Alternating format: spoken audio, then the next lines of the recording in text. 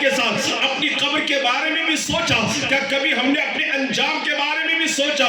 لیکن آؤ چلتے ہیں سیدنا شیخ عبد القادر جیلانی کی بارگاہ میں، روشن ضمیر کی بارگاہ میں چلتے ہیں۔ عید کا دن ہے، عید کے دن لوگ نئے کپڑے پہنتے ہیں، جشن مناتے ہیں، خوشیاں مناتے ہیں، نئے نئے کپڑے پہنتے ہیں، ایک دوسرے کو مبارکبادیاں پیش کرتے ہیں۔ آپ جانتے ہیں لوگ سیدنا شیخ عبد القادر جیلانی کی بارگاہ میں حاضر ہوئے تو کیا دیکھا؟ سیدنا شیخ عبد القادر جیلانی کے بدن پر، ان کے جسم اقدس پر کوئی نئے کپڑے تو نہیں ہے، پرانے کپڑے ہیں، آنکھیں نم ہیں، آنکھوں سے آنسو جاری ہے۔ لوگوں نے پوچھا حضور آج تو عید کا دن ہے، خوشی منانے کا دن ہے، جشن منانے کا دن ہے، عید کے دن آپ کیوں روتے ہیں؟ اللہ اکبر۔ شیخ عبد القادر جیلانی فرماتے ہیں لوگوں سنو، عبد القادر جیلانی کی عید اسی دن ہوگی جس دن میرا خاتمہ ایمان پر ہوگا، جس دن میرا خاتمہ ایمان پر ہوگا، اسی دن عبد القادر جیلانی کی عید ہوگی۔ میں پوچھنا چاہتا ہوں کون ہے عبد القادر جیلانی؟ کون ہے روشن ضمیر دستگیر؟ کون ہے پیران پیر؟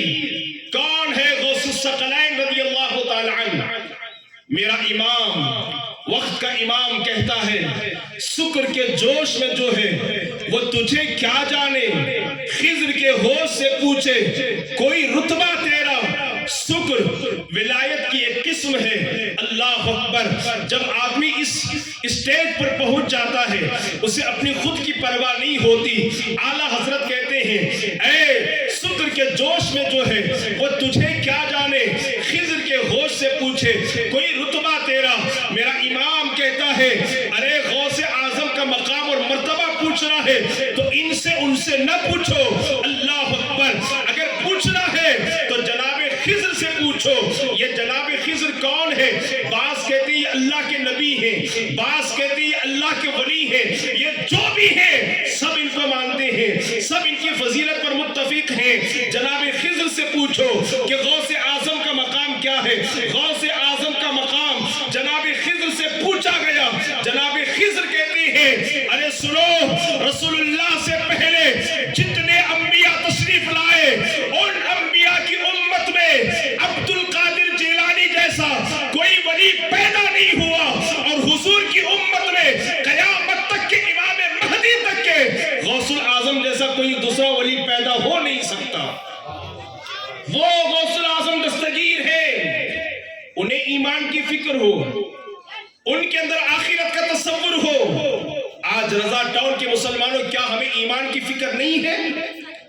کیا ہمیں آخرت کی فکر نہیں ہے؟ کون کہاں مرتا، کس حال میں مرتا، کس پوزیشن میں مرتا، اس کی کوئی گارنٹی نہیں ہے۔ یہ کوئی ضروری نہیں ہے کہ 50 سال تک آپ نماز پڑھتے رہے، چہرے پر داڑھی بھی سجا لیں، 10 مرتبہ عمرہ کر لیں، 25 مرتبہ حج کر لیں، اس بات کی کوئی گارنٹی نہیں ہے کہ ایمان پر موت آئے، کوئی اسلام پر مرے۔ میرے نبی نے فرمایا خاتمہ انجام، میں آپ کی توجہ چاہوں گا، کوئی گارنٹی نہیں کون کس حال میں مرتا۔ بمبئی کی بات میں آپ کو بتاؤں، یہاں خواتین اسلام میں بیٹھی ہیں، بمبئی کی سرزمین پر ایک خاتون کا انتقال ہوا ٹی وی دیکھتے دیکھتے، فلم دیکھتے دیکھتے اس خاتون کا، اس عورت کا انتقال ہوا، اور محلے میں بات جنگل کے آگ کی طرح پھیل گئی کہ فلاں بنت فلاں کا انتقال ٹی وی دیکھتے دیکھتے، فلم دیکھتے دیکھتے ہوا۔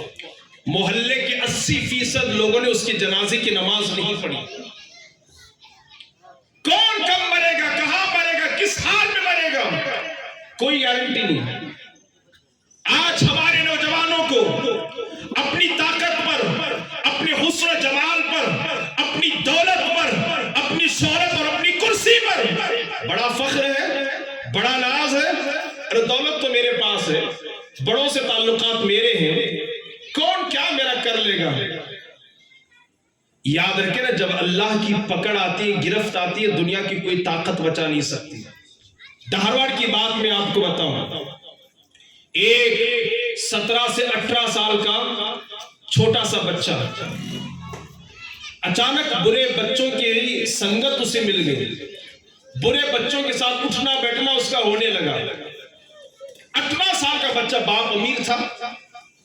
آج یہاں بہت سارے ماں باپ بیٹھے ہیں، یہ بچوں کا جلسہ ہے، بہت سارے ماں باپ کو بڑی معذرت کے ساتھ میں غلط کہوں تو آپ مجھے بول سکتے اسٹیج پر، ماں باپ کو بچوں کی فکر نہیں ہے، میرا بیٹا کہاں جاتا ہے، کیا کھاتا ہے، کن سے دوستی کرتا ہے، کن سے بات کرتا ہے، موبائل میں کیا دیکھتا ہے، ماں باپ کو اس کی فکر نہیں ہے۔ بری سنگت کی بنیاد پر، بری صحبت کی بنیاد پر بچے کتنا تباہ اور برباد ہوتے ہیں۔ دھارواڑ کی بات ہے، اس بچے کو میں اچھی طریقے سے جانتا ہوں، اس کے انتقال کے بعد 40ویں میں فاتحہ میں نے دلایا ہے۔ 17 یا 18 سال کا نوجوان بچہ، بڑا خوبصورت بچہ، باپ امیر ہے، بچوں کے ساتھ، برے بچوں کے ساتھ اس کی دوستی ہو گئی، سنگت میں اٹھنا بیٹھنا، پھر اتنا ہوا کہ وہ لوگ دھیرے دھیرے تاش بھی کھیلنا شروع کیے، شراب بھی پینا شروع کیے۔ دھارواڑ کے تالاب کے پاس جا کر دوستوں کے ساتھ انہوں نے پارٹی کی، اور پارٹی کرنے کے بعد تاش کے پتے کھیلے، شراب پیے، رات کے غالباً 11:30 بجے وہ وہاں سے نکلے۔ ماں نے فون کیا، بیٹا کھانے کا وقت ہے، دسترخوان پہ نہیں آئے گا، گھر نہیں آئے گا؟ بیٹے نے کہا امی آپ کھا لو، میں پارٹی میں ساتھیوں کے ساتھ ہوں۔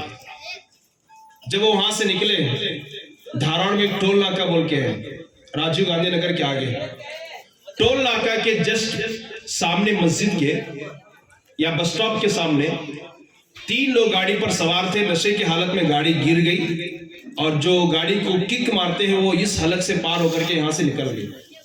جگہ پر شراب کی حالت میں، نشے کی حالت میں بچہ دنیا سے چلا گیا۔ اب آپ ذرا سوچو، ہم گناہ کر رہے ہیں، شراب پی رہے ہیں، ماں باپ کی بے ادبی کر رہے ہیں، گانا اور میوزک اور فلم کا استعمال کر رہے ہیں، اور ماں اور بہنوں سے گھنٹوں بھر باتیں کر رہے ہیں۔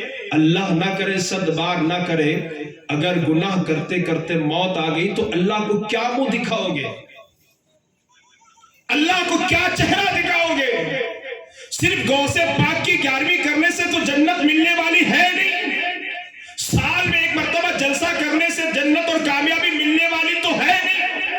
اگر ایسا ہوتا تو غوث پاک اپنا گاؤں چھوڑ کر جنگل میں جا کر جنگل کے درخت کے پتے کھا کر کے علم حاصل نہیں کرتے، رات بھر کھڑے ہو کر اللہ کی عبادت نہیں کرتے۔ 40 سال تک میرے غوث نے عشاء کے وضو سے فجر کی نماز ادا فرمائی ہے۔ تو ہمیں اپنی توجہ کو اس طرف مبذول کرنے کی ضرورت ہے۔ چونکہ آپ بچے بیٹھے ہوئے ہیں، میں اپنی ماں بہنوں سے گزارش کروں گا، سوری بار بار مجھ سے غلطی ہو رہی، رزاٹن یا غوثیہ نگر ہے، ٹھیک؟ دیکھیے، بچوں کے حوالے سے ماں باپ کی تربیت اور توجہ بہت کم ہوتی ہے۔ ہم کیا سوچتے ہیں، میں مسجد کا ممبر ہوں، میرا بیٹا نہیں بگڑے گا، میں مولانا ہوں، میرا بیٹا نہیں بگڑے گا، میں مسجد کا مؤذن ہوں، میرا بیٹا نہیں بگڑے گا، کہیں بھی جائے بھروسہ بیٹے پر بگڑے گا نہیں۔ میں آپ کے سے کہنا چاہوں گا، آپ تو صرف امام صاحب ہیں، مؤذن صاحب ہیں، ممبر صاحب ہیں، متولی صاحب ہیں، میرے بھائیوں، بری صحبت اور بری سنگت کی بنیاد پر جب نبی کا بیٹا بگڑ سکتا ہے تو پھر کسی کا بھی بیٹا بگڑ سکتا ہے۔ یہ بات میں اپنی طرف سے نہیں کہہ رہا، قرآن کے اندر ہے۔ نوح علیہ السلام اللہ کے نبی ہیں، 1650 سال اللہ نے ان کو عمر عطا فرمائی، اور اس میں سے 950 سال اپنی تبلیغ فرمائی۔ نوح علیہ السلام کم و بیش 1,24,000 یا 2,24,000 انبیاء اور رسول ہیں، ان تمام انبیاء میں 5 نبی بڑے ہیں، نوح علیہ السلام، موسیٰ علیہ السلام، عیسیٰ علیہ السلام، ابراہیم علیہ السلام اور ہمارے نبی۔ سارے نبیوں میں یہ 5 بڑے ہیں، ان 5 میں سب سے بڑے ہمارے آقا ہیں۔ تو نوح علیہ السلام کو اللہ نے 1650 سال کی لمبی عمر عطا فرمائی، 950 سال اپنے تبلیغ فرمائی، لیکن قرآن ان کے بیٹے کے بارے میں کہتا ہے کہ وہ کافر ہے اور جہنم میں جائے گا، کافر ہے، جہنم میں جائے گا۔ نبی کا بیٹا کافر، نبی کا بیٹا جہنم میں، اب قرآن سے پوچھو نا قرآن کیوں، ریزن کیا ہے، کیوں نوح علیہ السلام نبی کا بیٹا جہنم میں جائے گا؟ تو قرآن کہتا ہے انہو عمل غیر صالح، اس کی صحبت اچھی نہیں تھی، اس کی سنگت اچھی نہیں تھی، اس کا اٹھنا بیٹھنا اچھوں کے ساتھ نہیں تھا۔ اب میں کہنا چاہتا ہوں او غوثیہ نگر کے باغیوں مسلمانوں، جب نبی کا بیٹا بروں کے ساتھ اٹھے بیٹھے تو بروں کی سنگت اور صحبت کی بنیاد پر وہ بگڑ سکتا ہے تو پھر کسی کا بیٹا بھی بگڑ سکتا ہے۔ اس لیے میری گزارش یہ ہے آپ اپنے بیٹے کو ڈاکٹر ضرور بنائیے، انجینئر ضرور بنائیے، وکیل ضرور بنائیے، بزنس مین ضرور بنائیے، لیکن ساتھ میں دین کا علم اتنا ضرور دے کہ اس کی نماز درست ہو، اس کا وضو درست ہو، اس کا غسل درست ہو، وہ بڑوں کا ادب اور احترام کر سکے، اور آپ کے انتقال کے بعد کھڑے ہو کر آپ کی جنازے کی نماز پڑھ سکے، اور ہاتھ اٹھا کر کے آپ کے لیے اللہ کی بارگاہ میں مغفرت اور بخشش کی دعا کر سکے۔